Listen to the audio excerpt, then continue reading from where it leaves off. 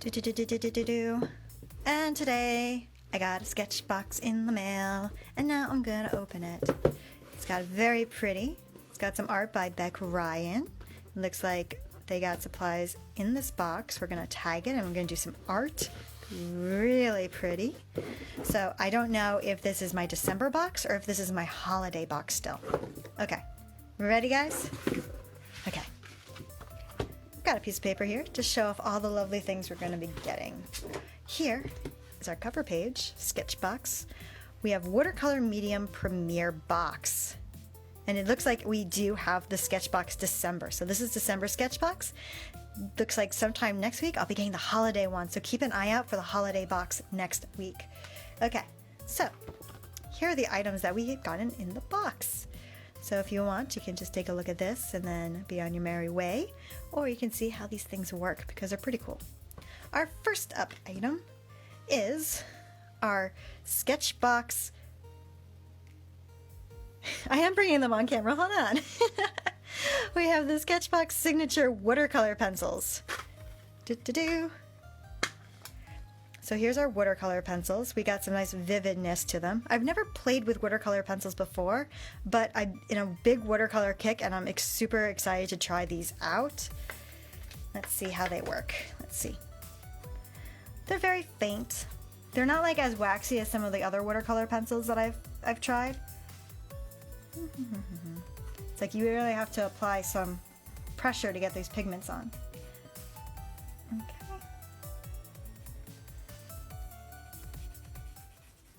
Okay. Let's bring some green in. Here's some green. Bring the green into here. Now they are watercolor pencils. So by the act of adding in water, we should see them react like watercolor paints. And they really do. They have a nice blend to them. They do blend quite nicely.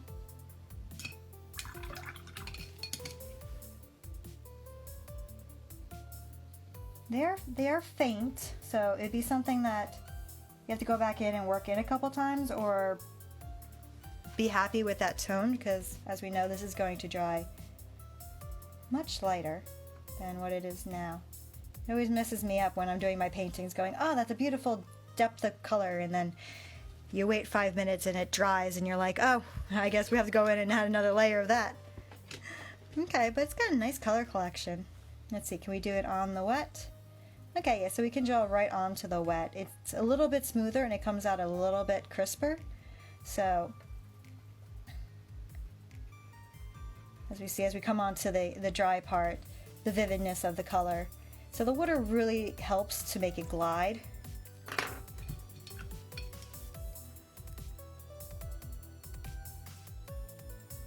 I'm just messing around with some colors and some arts.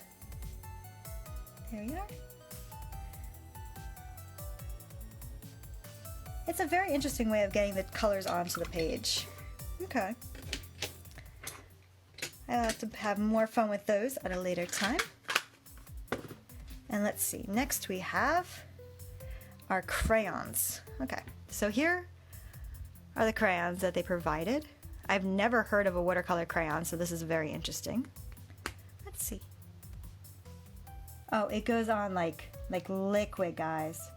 I am barely touching the paper here, whereas I had to push a lot with the colored pencils. That's like, this guy is like, it's just like liquid. That's all I can say. These guys are super smooth, and they provided me with two.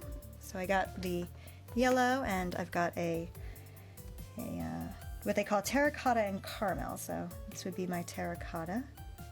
Let's see if we can overlay some onto the, see if it mixes. It doesn't mix so well dry, but perhaps as we get into some wet, it'll come in.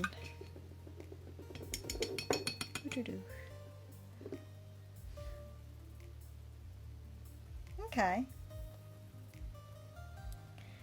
It doesn't blend as nicely.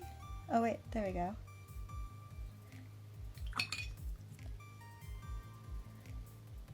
you get a lot of the texture still. So if you want like that crayon texture in there for a mixed media piece, that's a nice texture.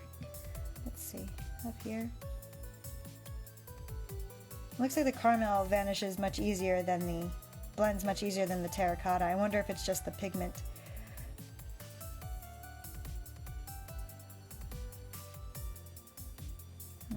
And for fun, let's see what happens if we do a lift.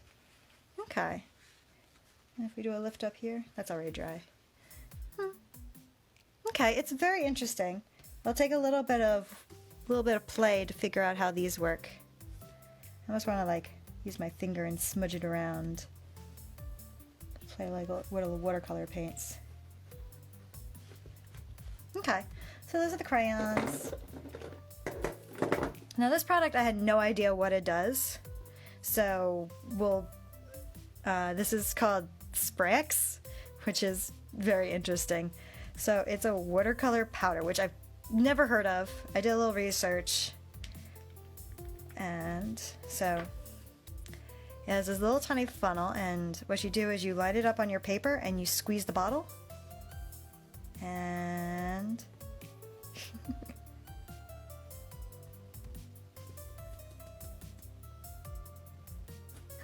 Oop, that was a lot. I just got it all over my desk. Oops. Here we go. So you can see it's starting to get on the paper, and up here it's starting to turn colors where it was wet. Oh, there we go. Oop. Okay. So we just have a little bit of powder on the page now. What we do is when we add water to it, oh, look at that. Look at that. Look how rich and vibrant this pattern is, and look how it's got a diverse tonal quality to it too. So the powder is made up of a couple of different colors, so it can get to the olive. Oh.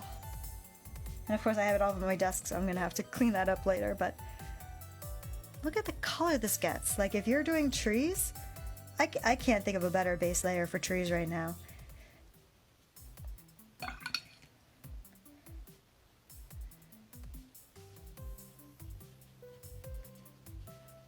Look at that, that's so pretty. It's so pretty. Okay, but what I found was really cool is if you have water already on your paper, you come by and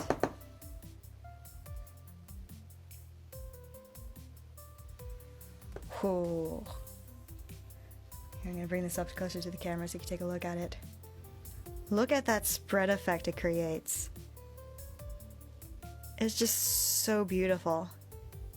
Talking backgrounds and stuff, I mean, this is a game changer. This is gonna bring such a diversity to backgrounds. Instead of working into every single layer, it's just so pretty. And I got it all over my desk, as you can see.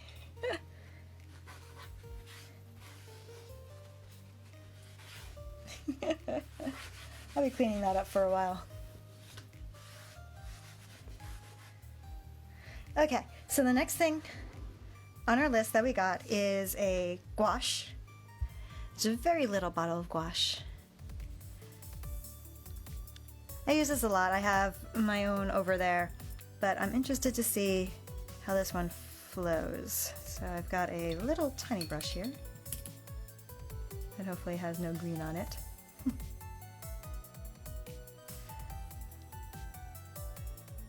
So you can apply this on thicker, like an acrylic, over on top.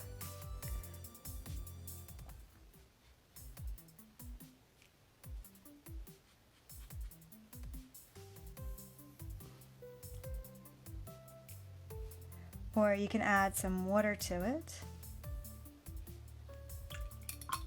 and mix it into your watercolors.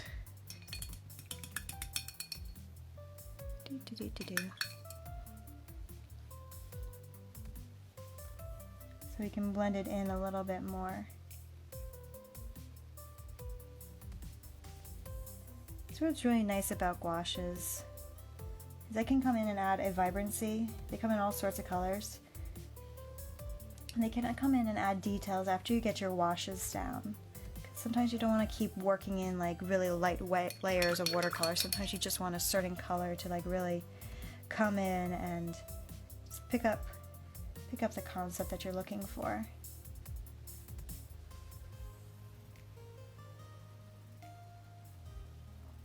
But it's nicer than just doing acrylic because you can really work it into the art so it doesn't feel so layered on top. There we go. Let's put this guy away for right now. Okay, next up we have the paper that they provided for us today. So we have a tan watercolor book, a 4x6. It's got some nice texture on that. It gives you a little book. It's not a block, so it's not like every edge is sealed down. And it's going to be really fun to try and do something on these ones. It's very pretty though. I look forward to trying that one. The next up is we have the fluid brushes, which here is, they gave us three different brush types. So here we have a square, we have a detail, and we have a round. So these guys are going to act really fun. So I don't have any watercolors out with me at the moment, but let's see if we can play with these ones already on here. So what I do is you squeeze the sides and gets the water out into the brush. And then we can just play with it like this.